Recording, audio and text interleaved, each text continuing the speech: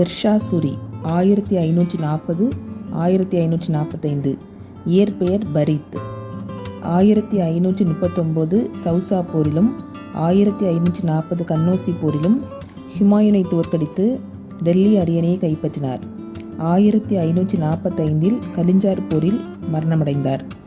நவீன நாணய முறையின் தந்தை என்று அழைக்கப்படுகிறார். ரூபியா தாம் நாணயங்கள் இவர் காலத்தில் அறிமுகப்படுத்தப்பட்டன. தேவநாகரி எழுத்தில் பெயர் பொறிக்கப்பட்டிருந்தது. பட்டா முறை, நிலம் முறையாக அளவீடு செய்தல், ரயத்வாரி முறை அறிமுகம் செய்யப்பட்டது. ஷெர்ஷாவின் முன்னோடி இராணுவ சீர்திருத்தத்தில் அலாவுதீன் கில்ஜி.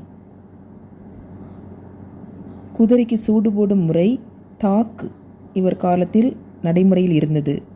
கட்டிடங்கள் டெல்லியில் புராண கிலாவும் பீகாரில் சசாராம் கல்லறையும் கட்டப்பட்டது. நூல் மாலிக் முகமது ஜெயசி பத்மாவத் இந்தியில் எழுதப்பட்டிருந்தது.